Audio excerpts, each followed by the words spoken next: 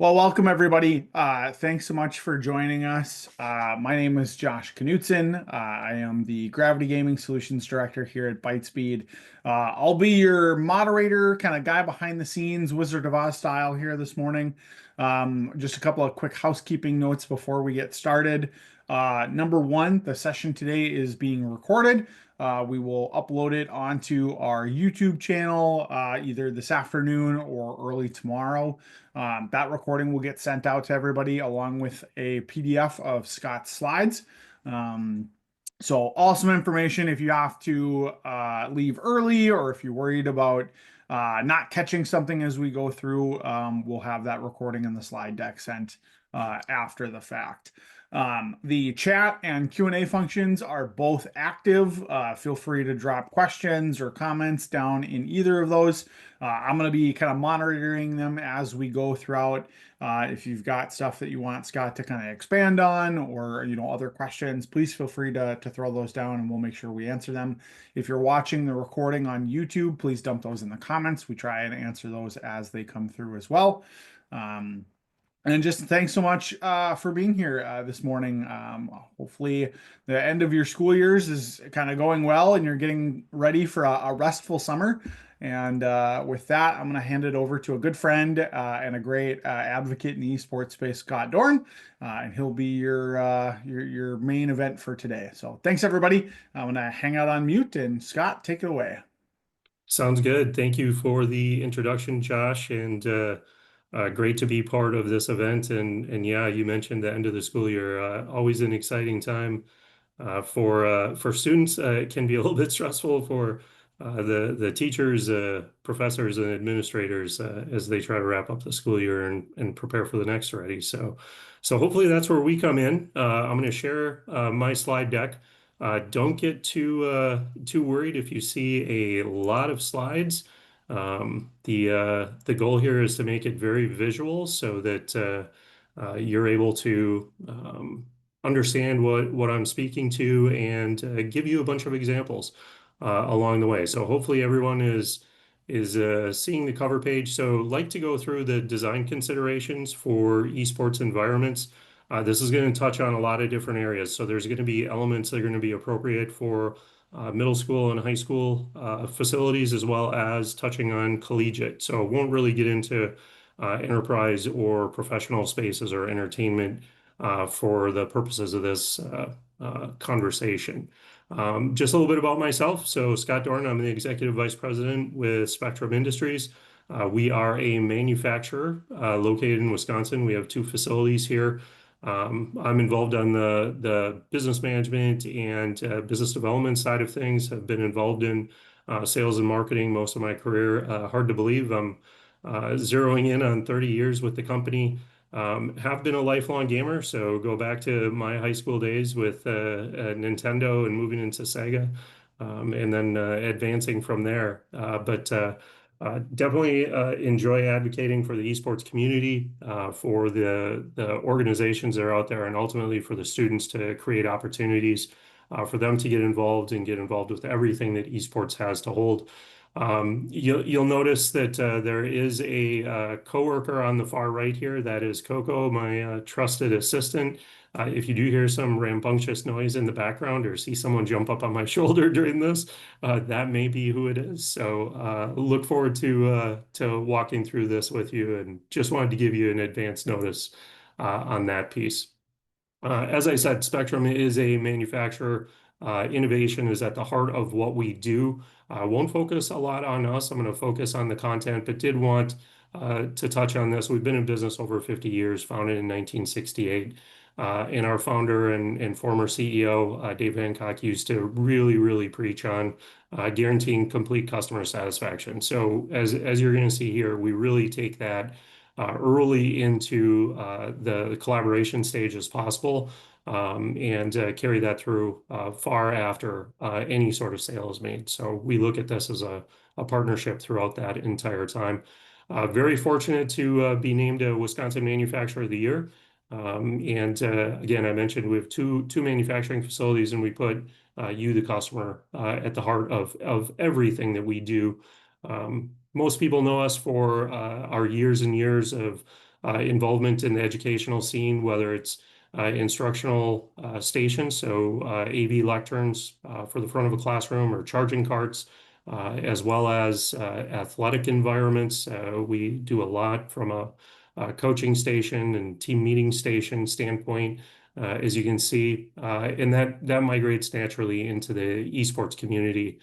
So we support a lot of organizations, a lot of state organizations, and some really fantastic national orgs as well. But this isn't me alone. We have a team. So we have East and West region managers, Brian and Drew. We also have a young man who joined us a couple of years ago, Micaiah Bonham. He's an esports management major graduate. So he graduated from Shenandoah University with a degree in esports management. It speaks to the ability to move into great careers after participating and pursuing esports experience. We're a firm believer in that, and he's actually the second person that we've hired. The other person was on the competitive side of things and is part of our marketing team now. From a resource standpoint, we have published a few things. So we've got an esports guidebook, basically unbiased, so we're not promoting product whatsoever, just meant to give you resources that you can lean on. So whether it's jumping out to an ACAD or an ASAF or to one of the state organizations, or just learning what esports is, what games are popular, how to navigate, how to speak to it. It really covers a lot of content. It's over 70 pages. And then we have an idea book, which walks through a lot of different space ideas. We're going to cover some of those in the presentation today, but welcome you to download those and review and ask questions afterwards. So today, I want to touch on a few things. One, why we would consider investing in a dedicated space for esports in the school. What are some of the career considerations that may tie into that? What are some physical considerations? What are the focus spaces within that could be possible? Give you some examples, and then talk about how we could help with a design standpoint and walk through really a nice portfolio of examples that you can see. So to start off, why? Why would we invest in an esports space? Well, when you look at traditional extracurriculars, whether it's athletics like you see here, this is coming off of X and Twitter, and these are parents and community members who are commenting.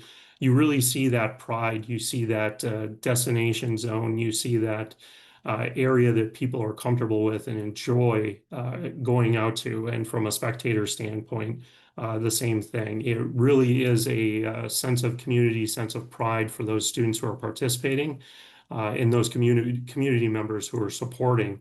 But it goes beyond the athletic side. When you look at extracurriculars and other activities, it could be band, it could be theater, it could be drama. Each one of those has a dedicated space, and there's a reason for that. It's something where you're looking at the community getting involved, and those students having that area that they can go to, they can depend on, and it's not up in the air. And I like to kind of build out the comparison to like a court. So you look at whether it's for volleyball or basketball.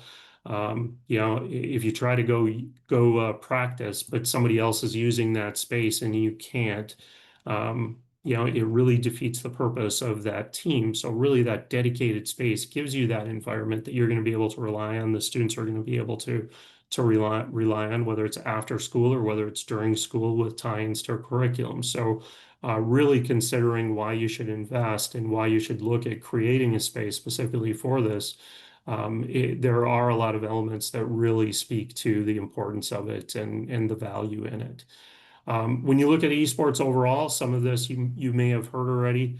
If you look at secondary schools, there's approximately 40,000 by the time you look at public, private, charter, and then some specialty programs. When you look at probably the biggest extracurricular out there, at least the one that gets the most visibility, which is high school football, there's approximately 15,000 teams that compete. And when you look at esports, it's at 10,000. That is one of those numbers. When you look at the national leagues and the state organized leagues, it is really, really mind-blowing to see how quickly it has grown to really almost rival that number of teams that are competing in high school football. Now, it might not have 40 or 50 or 60 students participating in year one or two. It might be a dozen that you're focused on. So the scale of the team may change, but it is one where it is growing. And then when you look at the opportunity to continue to keep competing or participating, there's over 4,000 universities. There are over 750 teams competing in one form or another through NACE, through NECC, and there's over 200 that are offering scholarships in one form or another. And that may be a scholarship for shoutcasting or for production. So it's not always just the gameplay or where someone's holding the controller. There are a lot of opportunities for students to participate in those programs.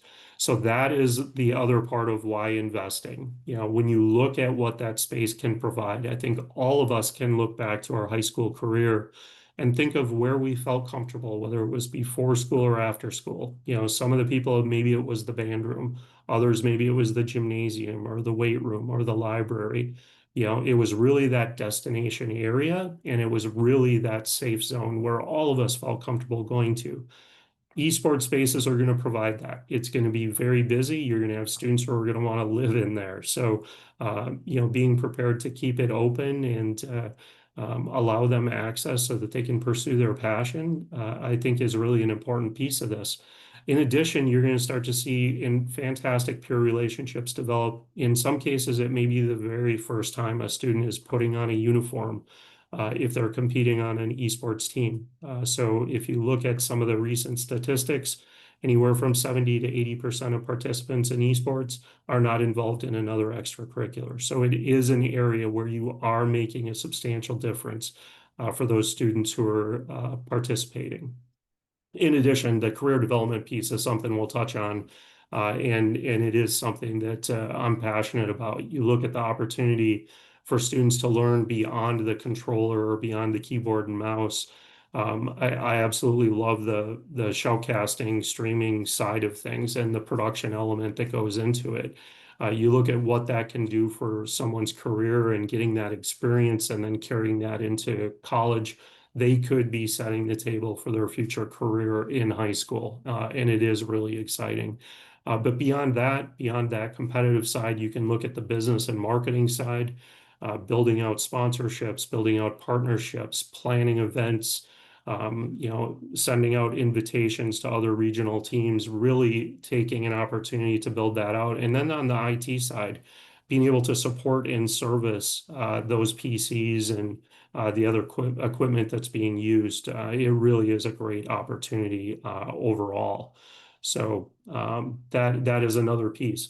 If you have not seen Connor Alney, who is the executive director of NACAD, published a book, 100 Jobs in Esports, and it does a great job defining each one of those and defining opportunities for students to get involved in one form or another, or to ask for more information about what they may have to do to get involved in another career. So highly encourage you to check that out as well as a resource. And if nothing else, it'll start to bring into your mindset some of those areas to consider or plan for, or extensions that are already within the school that you can leverage overall. So when you're thinking of a space, think about how it's going to be used. What is the intention of the space? What are students interested in?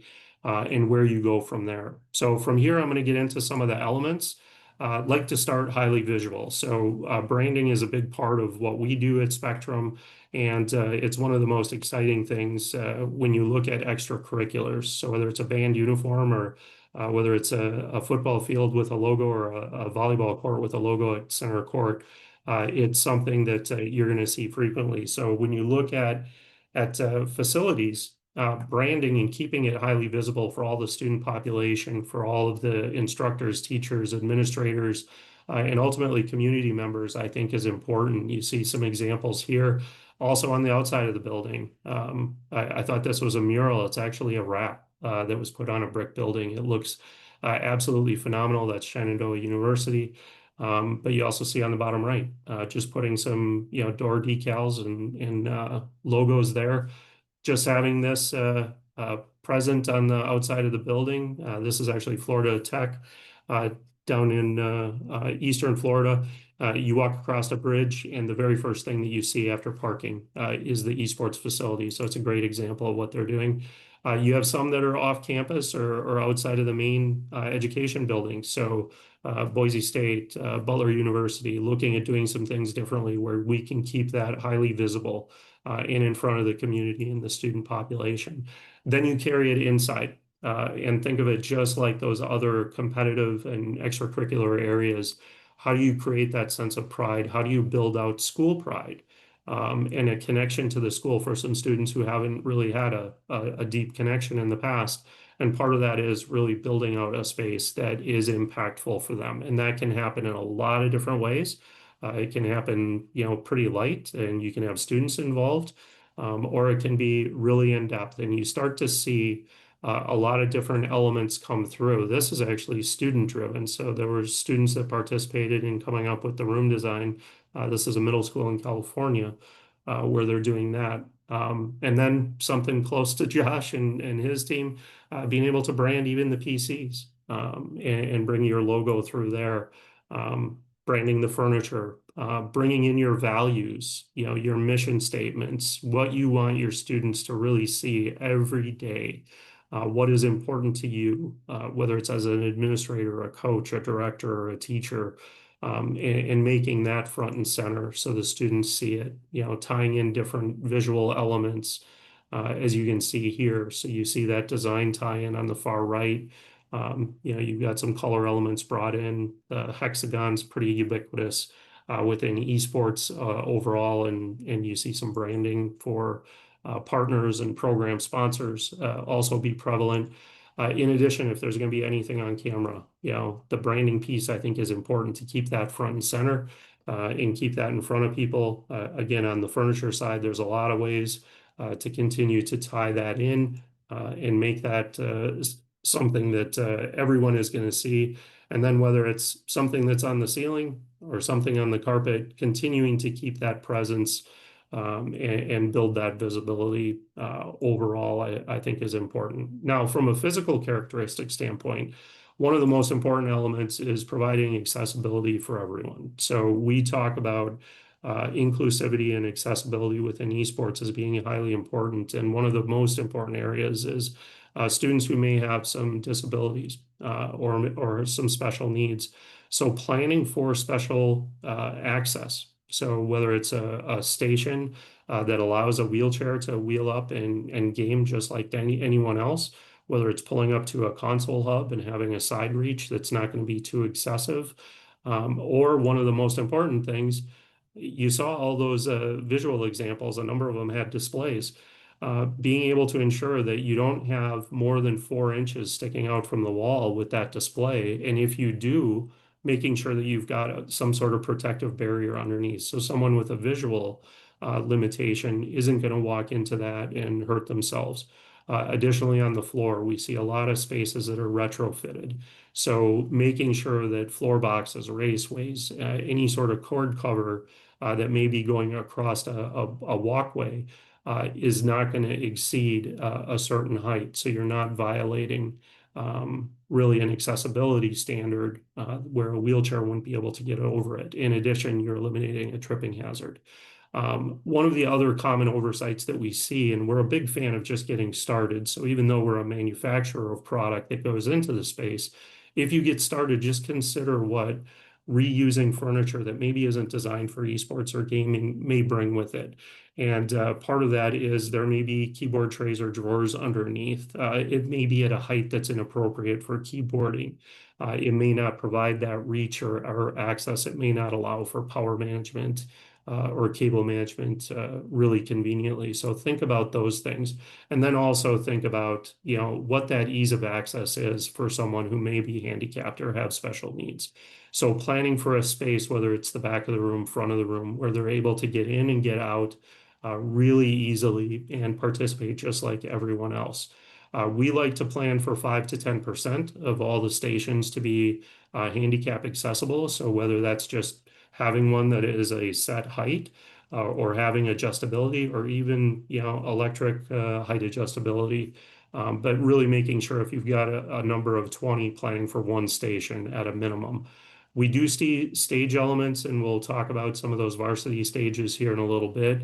Retrofitting those so that you can actually have access from a wheelchair standpoint is important because we do see a lot, like you see here, we do see a lot where there may be some stairs going up to a stage. Well, let's plan for that wheelchair to have accessibility. And there's no one way that's the right way to do it. It's just encouraging your team to look into that. We are not the gold standard necessarily for or the only place where you can get information. Disability services, your facilities team, campus planning, school planning, architects, and then the ADA, Americans with Disabilities Act, is a great resource. We do have a space planning checklist, kind of a best practices that we've built out, but there are a lot of good resources. Kind of continuing on that accessibility side of things, if you're going to have console gaming, plan to have some accessibility pieces, some adaptive technology that students who may not have that manual dexterity that everyone else has, but they still want to play, they still want to compete, or they still want to just participate with their friends. And there are a number of ways to do it. So instead of that really small button that you see on a lot of controllers, there's a number of ways to handle that with different switches, different buttons, and or different pads or controllers that are on the market. So you see, some examples from Logitech and from Microsoft here. And there are a lot of sensory processing disorders that are out there. So with over 20 that exist, think about the lighting and even the graphics. Even though I'm a big branding person, there may be someone from a visual standpoint that walks in and they won't be able to focus and they won't be able to compete just because of that intense either lighting factor or that intense graphic that may be there. So those are the types of things to take into account, and it's not a small number. So there may be 1 in 20 students who could be affected. And really, that means that at least one in every classroom that we're working with, there's a student who's impacted. So take them into consideration as you're building out your space. Again, a lot of fantastic resources. So Able Gamers, a big fan of Matt and Jessica here at Next Level Collaboration. They do a fantastic job. But Special Olympics has a gaming program. They've held national esports competitions in conjunction with Full Sail University and a lot of state organizations. So they're a great resource. And one of our friends, Josh and I, are friends with the folks down in Missouri. So MOSEF, so seeing what Amy and Tony have built out with the Star Division, where you've got a dedicated group of inclusionary gamers competing against one another, it really is a fantastic thing to see overall. Okay, one of the most overlooked pieces here, electrical and network considerations. If you're looking at high-powered gaming PCs and a monitor to go along with it, you could be running on the high end between 1.5 to 7 amps per station. So this is an area that I know Josh and his team do a good job talking about when they're discussing PC buys.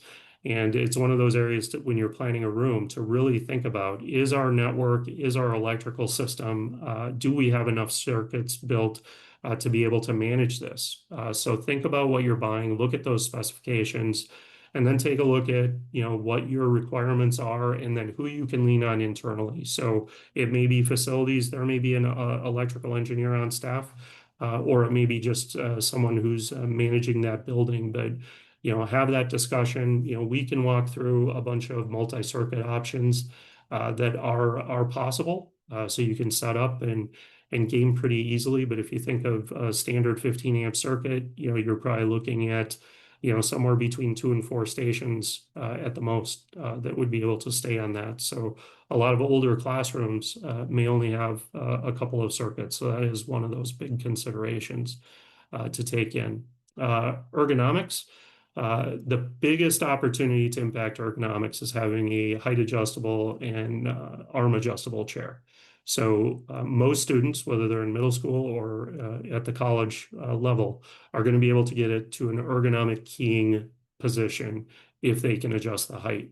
We do see a lot of people who have just gotten started and they're using fixed height chairs. Sometimes we're seeing them using like 30, 31-inch tables, and it's really cumbersome. You see a reach where students are reaching up. This is the easiest and most visual way for students to impact it. I love the swivel rotation.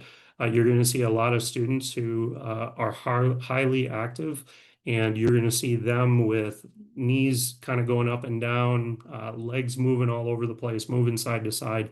It is a way for them to get some of that natural energy out. So having that swivel rotation, I think, is a big opportunity as well. And then, neck pillows, lumbar pillows, adjustment, being able to get a little bit of a tilt going back if you need to.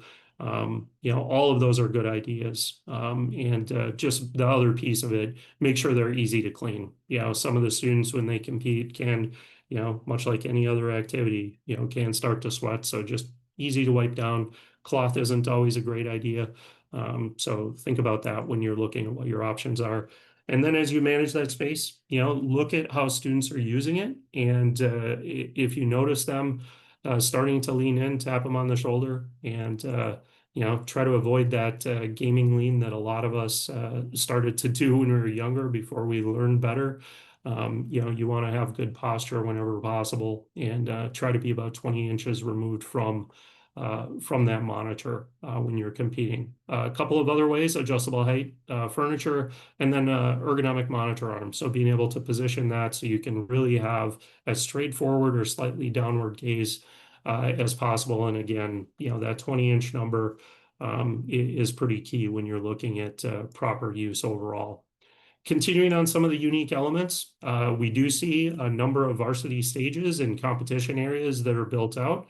Here's an example of a school district having a district wide space dedicated for esports. So they have a main competition space with really that front end varsity stage element. Here you have on the left, here you have a university with a 5v5 setup on stage. So it's front and center. You can see on both of these that they have monitors so the audience can see either what's on their screen, or it could be used for digital signage, or in the production room, they could be pushing content out overall. So on the right, you see they're using it as a team identifier. Sometimes it's gamer tag as well. But those are all opportunities again here.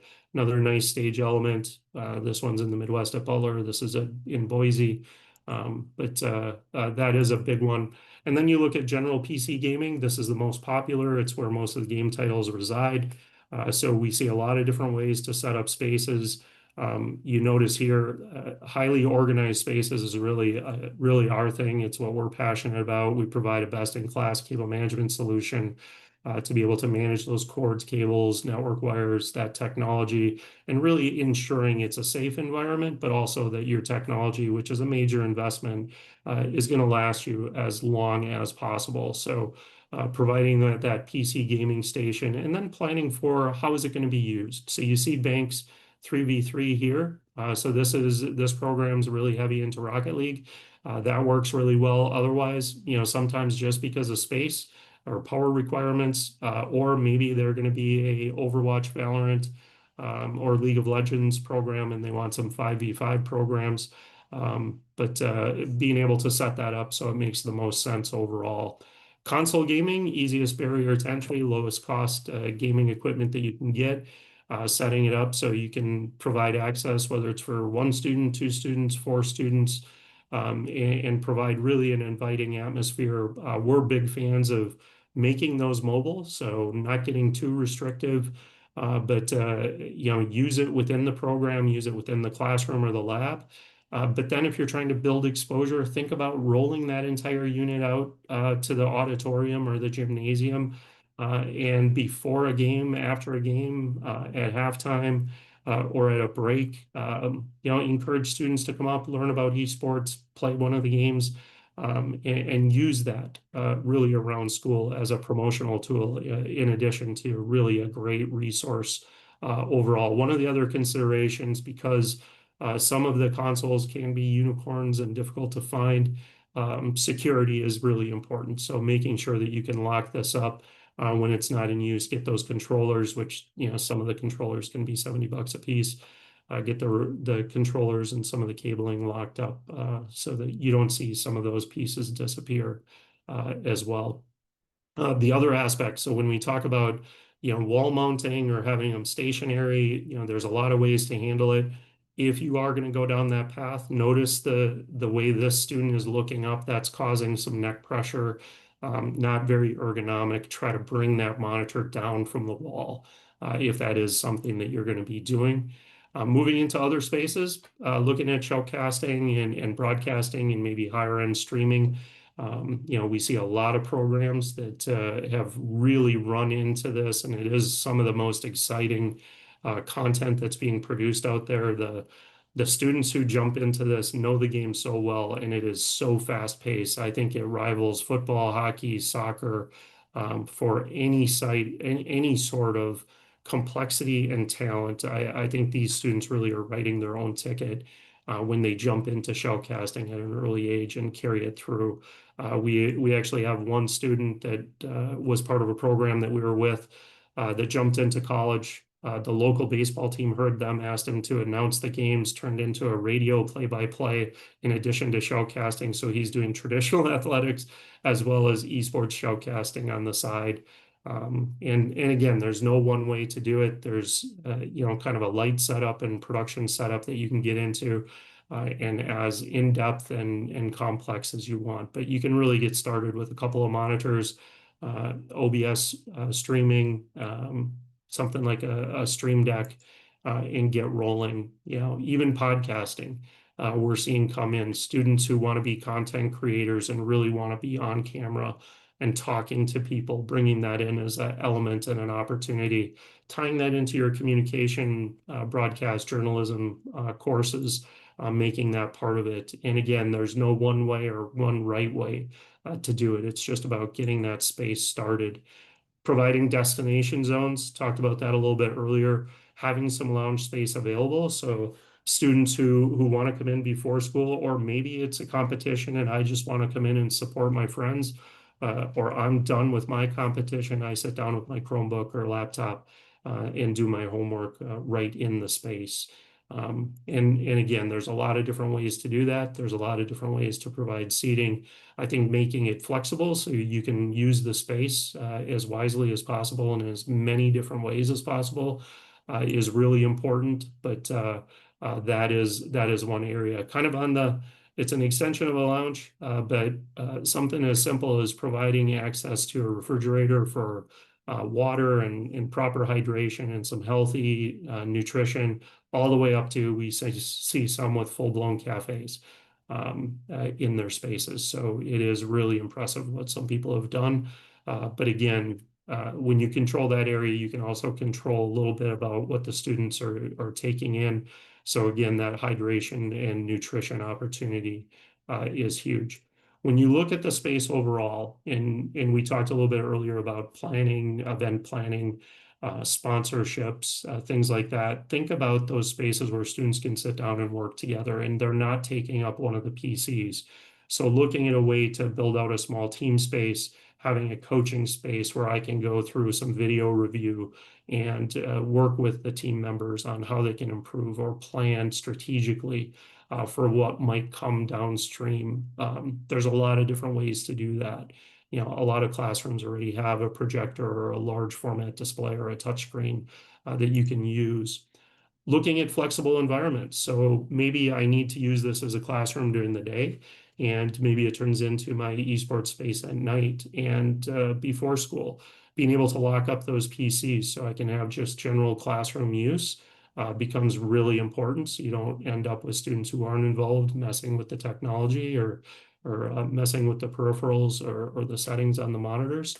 And then looking at mobility overall, so we can reconfigure a space and set it up differently. So, we host a Valorant tournament, we can set up pods of 5v5. If we're going to focus on Rocket League, we can set up 3v3, or, Marvel Rivals, we could set up 6v6 or 6-person pods overall. And also making it mobile, you can move into an auditorium or a gymnasium and really set up an impressive event. Use some creative lighting and use the other tools that are in many of those spaces already. And you can have a pretty cool setup. So this is actually a high school event um, at Cannon School in North Carolina that they set up. So they move out of their esports arena and move into the auditorium and set up annually for a large competition that they host. Sometimes you don't have space for a dedicated lab. There are some dedicated gaming laptops that you can use. There, you just have to ensure that you're able to plug in. So if you're rolling into a library or a cafeteria or a classroom, making sure that the students can plug in their laptops and they aren't going to run into any challenges without enough power as they roll through. So sharing space, mentioned that a little bit earlier. The one thing I want to tie back to is what happens if Scott doesn't get his homework done that's due tomorrow? I need to use the space that night to get it done, but you've got an esports competition scheduled. Who gets it? Again, much like that example of volleyball, not being able to use a court, we don't want those esports participants to be, disadvantaged when it comes to something like this. So, defining that in advance, if it's a shared space, who gets what, is really, really critical as you move forward. The biggest thing that we hear after a project is done is, I wish I would have added more storage. So if you think about planning for a space and you have 30 students come in and we all drop our backpacks on the floor, it doesn't look great. It's a trip hazard. It's not ADA compliant. It definitely wouldn't be compliant with a local fire code. So you want to make sure that you're doing everything that you can to keep that area organized and safe. Additionally, you're looking at a lot of gear that can be stored away. So whether it's the backpacks or whether it's, shirts and swag that you have, or whether it's peripherals and extra equipment, planning for what that space could use or may need could be really important. It could be, as few as 6 lockers, take care of it.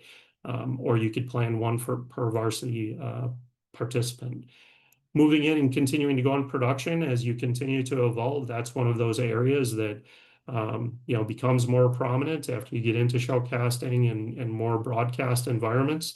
So looking at giving students an opportunity to learn that skill set and be able to push content out to the digital signage within the room. As you host live events, that becomes more and more critical. You start to see cameras on each one of the varsity machines, so that if I'm managing this production room, I can say, go to, gamer tag X and show them on the big screen. Especially if you're in a close match, or if it's something where somebody pulls out a victory. That is one of those things to manage. And then thinking about the space overall. So like from a furniture standpoint, what can be accommodated on what pieces of equipment?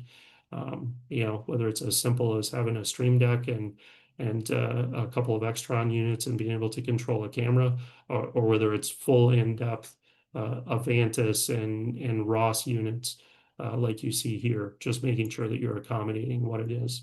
One of those areas that's emerging, hasn't been fully adopted yet, but VR and gaming, we are seeing that pop up more and more. So that is one of those where we're going to want to keep an eye on it and consider providing students an opportunity, especially as you see VR used in curriculum applications around school. That could be one of those areas that ties into esports eventually. Mentioned some merch and swag. Number of programs who are selling that. Got to have it visible if you want to have it, be able to move it, and then kind of wall of honor, wall of fame. Recognize those students. This is actually Boise State, and they're a firm believer that the branding isn't about the university or the logo. The branding is about the students and their achievements. So they really go above and beyond recognizing students and what they've done. In some cases, you may have an outside door, providing some outside space so you continue that destination zone, and then it all starts to come together. So when you look at spaces overall, there is no one way to do it. There's no one color scheme to use. There's a lot of school colors that are tied in. Otherwise, it may be a building color scheme that you try to match in with new construction or renovation. But there's a lot of examples of people who are doing front to back of an arena. So you see a broadcast space, you see production space, stage element, general PCs, you know, um, even we'll get into the planning piece of it here in a minute, being able to see the planning piece combined with the actual finished product. But again, looking at that student access, looking at storage, looking at the organization of the cable management, it's all there. Again, each one of these really carries out elements that we just talked about. And this is really world-class cable management here. So when Kevin was at Carthage, he was really, really focused on keeping that really well maintained. Um, but there's many, many ways to do this.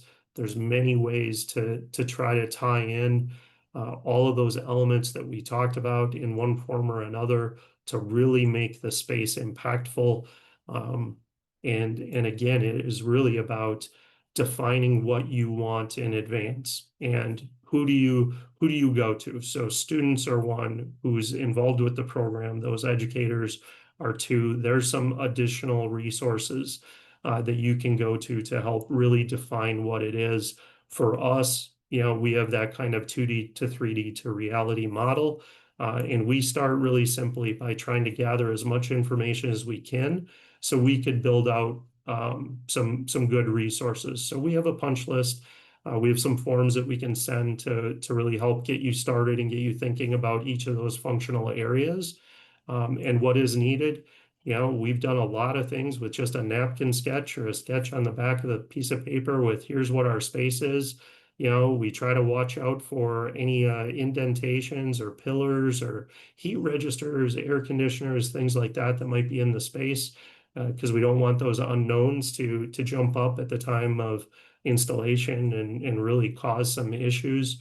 So we'll walk through and again, these are some examples of what people have provided us. So we've looked at a lot of different things, old drawings and layouts from building plans, some ones that people have thrown together on their own, sometimes even in Excel, some basic markups of what people would like to see, the actual blueprints from drawings. But we can work with a lot of different information. And what we'll do from there, we're a firm believer in the value of a 2D layout to start. And that really helps us define, can the circuitry and electrical and network manage what is going to be required for this entire area? Can students with disabilities get in? Are there handicap accessible stations? Are we accommodating everything from shoutcasting, coaching, lounge, general access, console gaming? Are we providing everything that is really required within that space? And as you can see here, there's no two spaces that are the same. Some of them are very, very small, and some of them are very, very large. And we'll carry that through. Once we come to a final 2D, if you really need some help with other stakeholders and maybe creating some buy-in within the community for funding sources, we can help move to some 3D renderings and really help bring that hope and that vision to life so people can start to see this is what the end product could be. And whether it's a focused area or whether it's an overview of the entire facility, whether it's one room or many rooms, we can focus on that. It's really about trying to bring to life your hopes, your students' hopes, and tie it all together. And you can see some spaces are very, very large. Some will have spectator seating. Some will have nice lounge areas tied in. Others are very compressed. And we have to work within whatever that space limitation is. And really, it's just about ensuring that we're doing the most that we can from Spectrum standpoint. It is a complimentary service, so it is no charge. We just want to make sure that we're helping you as you start this journey or look at continuing the journey as you grow your program. And you can see we work with nonprofits as well as schools and universities. And as you can see, there's no one way to do it. There's no too large or too small. This is a great contrast. So this is actually an old racquetball court that is looking at being converted into an esports space with some team meeting in classroom areas as well. And then you can see the before and after. So much like talked about earlier, here is the rendering. The big difference was removing a video wall from the back wall, moving that up above the students. There was a little bit of a worry of, will some folks' peripheral vision allow them to see or cause a distraction? Most of the time it doesn't, but they just wanted to be sure, so they moved that up. Otherwise, it is almost identical to the way that they're using the space. Another one, this one's at a junior high school. So this one was creating those pods, coming up with a graphic. They decided to go with a full wall graphic there overall, so you can see the impact there.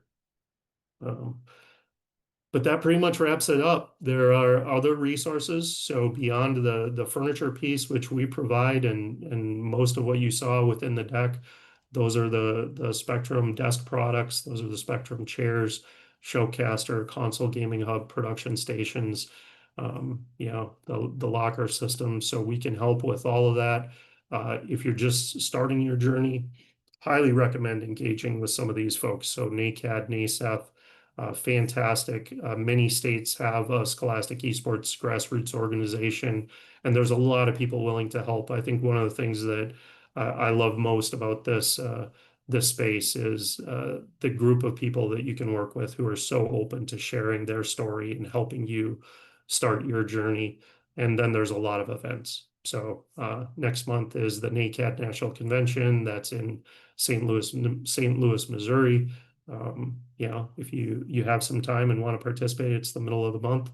And there's a lot of other esports taking place at educational conferences.